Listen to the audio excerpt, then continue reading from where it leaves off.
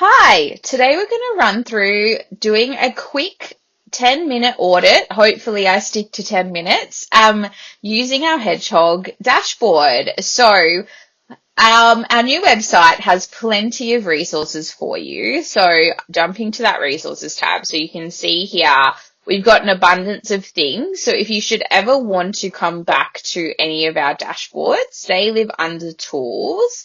And you can see them all here. So there's platform-based ones, and then there's also business-based ones. So I've actually already opened one. So I'm going to use the ecom dashboard as the example to run you through today. So once you navigate to it, it's as easy as accessing it. So for this example, I'm just going to use the data that we have mapped in there, which is the Google data. So if you want to make a copy for yourself, there's a video that I've done stepping you through that whole process. So we're not going to run through that today. So I encourage you, if this is something you want to set up for yourself, run through that. And if you're a lead gen business, there is a specific version of this template for you.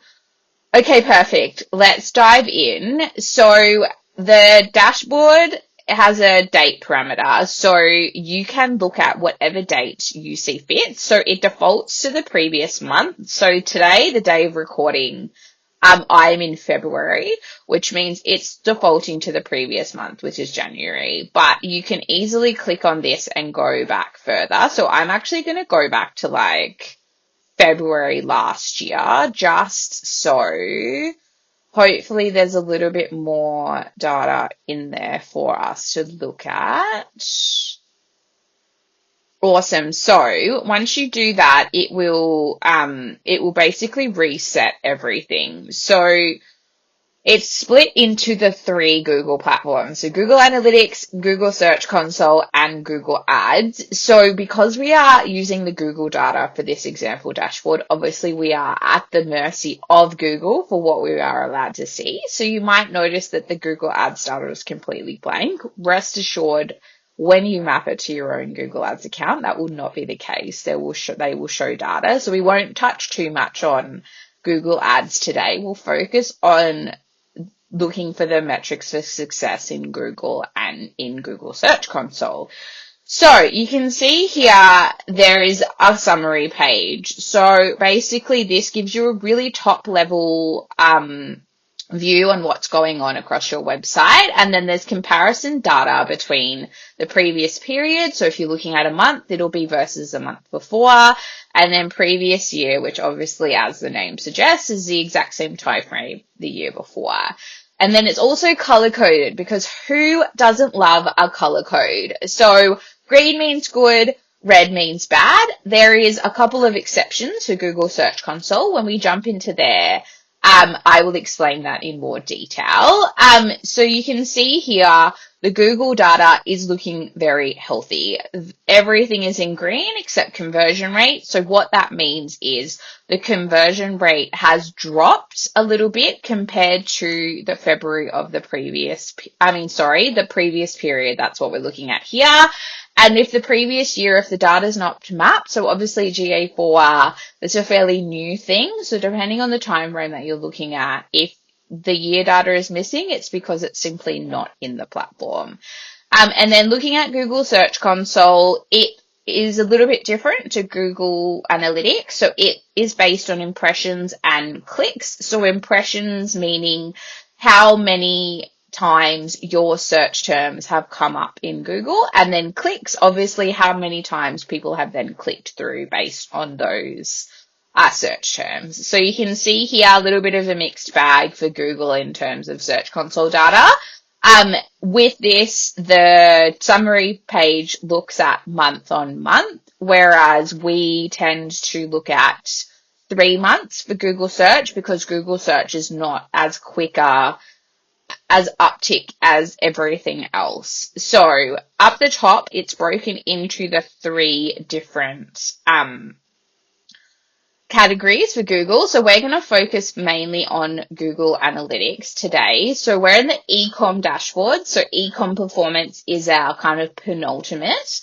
So again, it's based on some top level breakdowns. So you will always be able to get a really top down look at your data. So what this is showing us here is a little bit of a mixed bag of performance. So some things are up, some things are down. So depending on what matters the most for your business, I would generally suggest that if purchases and revenue are up, we are happy. If average order value has dropped, I would encourage you to have a little bit of a deeper look as to what is driving that. Are people opting towards cheaper product bundles? Are people naturally shifting because of the time of the year? And then purchase conversion rate, if that has dropped, but the other metrics for success, so revenue and purchases, have increased, I would take that with a grain of salt. So generally what that means is you have pulled in more users.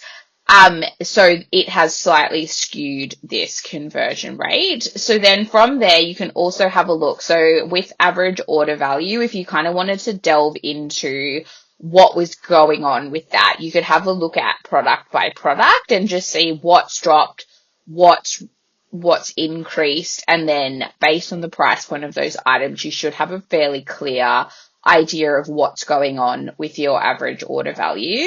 And then if you did want to have a look at where your purchases are coming from in terms of traffic source, this is where you do so. So direct is when they type in the physical URL. Organic search is anything that comes from, as the name suggests, an organic search the user does. So that's not Google Ads. That is simply clicking from a result that shows up in Google. Email is obviously email marketing. Unassigned has to do with if people have cookies turned off. Referral is if a third-party URL is sending traffic your way. Organic social is anything on the feeds of Facebook, Instagram, TikTok, Pinterest. You get the idea. Cross-network has to do with Google Ads, so that's PMAX, or display, or anything that, as the name suggests, shows across multiple networks.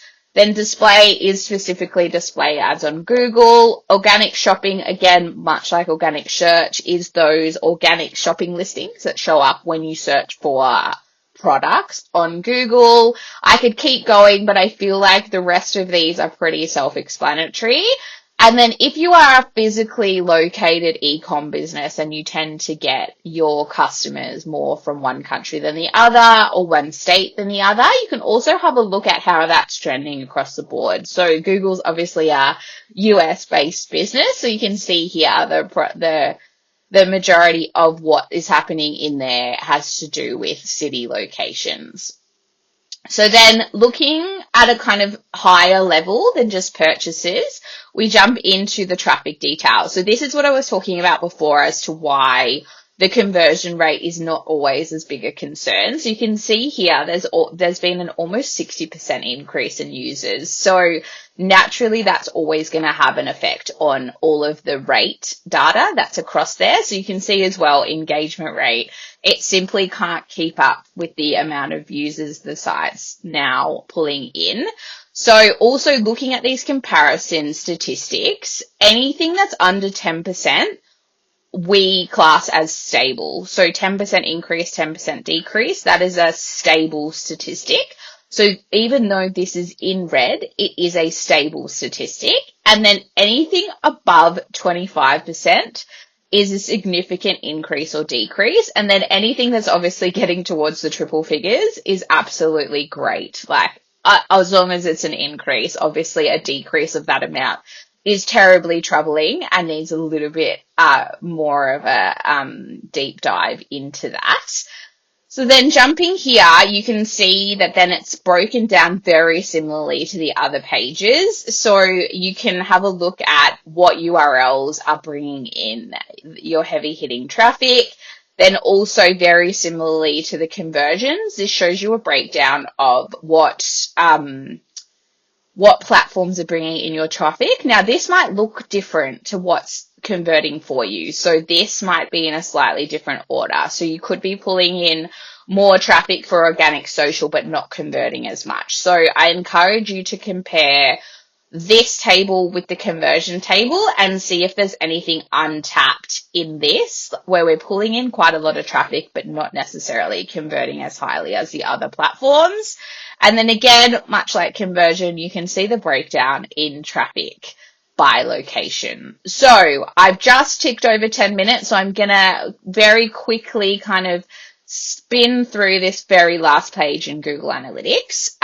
So I am what's known as a data nerd here at Hedgehog. So of course I have made a page just to deep dive even more. So what this page basically shows you is a breakdown starting with channel grouping. So channel grouping being paid social, direct, organic social, all of those typical channel groupings that you would suspect coming into your Google Analytics. Then this is where UTMs come in. So hopefully you're using them. If not, there's lots of resources across our Hedgehog website and social media to kind of help you out in that. But I encourage you, if you aren't, to use them, because then you can dive into this and get a better picture. So you can see that Google don't practice what they preach in terms of UTMs. So nothing's getting pulled into here. So their paid search is only telling you that it's from Google. Well, no, that's where you pay to do search campaigns. So ideally what we would want to see if you were doing Google ads is we'd set a UTM parameter with the campaign name, and then we'd also set a parameter for the search campaign. So ad content would be the search term that it's pulling through. So I won't go into too much detail with that, but this table really only works if you're doing the other side of the equation. So I encourage you to do so. And then much like everything else, the comparison data, green is good, red is not so good, and just have a little bit of a deeper dive. So one thing I just want to touch on, I know I said I was wrapping up and I promised you I will, but I just wanted to jump into Google Search Console really quickly so I wasn't kind of just sidestepping that. So before, when I talked about red being bad, green being good, I said there was one exception. So the exception for Google Search Console has to do with average position. So if it's increased, that's bad because it means it's getting further away from position number 1. So that is the one exception. So when it's a call out graphic little thing like this, it is color coded correctly. When it is in a table like this, unfortunately, you can only color code the same across all the columns. So even though this is green, the arrow is pointing up, so this is bad. This particular average position has gone in the wrong direction. So that's the one little quirk with the dashboard with Google Search Console data. But if you just remember that and keep that in mind, it should be smooth and happy sailing. So hopefully that's helpful. Hopefully this gives you a nice overview. So if you need even more help and just want to strip this data out and make it just a little bit more palatable, a little bit more easy like to read and to keep an audit, we also do have a marketing report template. So basically what this is, again, you click access. This will take you to a Google document, which you are more than welcome to make a copy of, use as you see fit. So scrolling down, it kind of gets you to pull out all of those key data points that I spoke about in the dashboard and then do that comparison, make notes. So I encourage you to use these two assets in tangent, and it will just help kind of annotate this. So the dashboard you can use all the time. This audit, you do not have to do it every month. That is absolutely ridiculous. But potentially once every 12 months, you can pull all the data out of the dashboard in here and just kind of make a note of it. So definitely the two resources are really good to be used together. So hopefully that made sense. If you have any questions, drop them in the comment box, reach out to us. We are always happy to help anyone understand their digital marketing efforts more and understand data analytics. So happy auditing.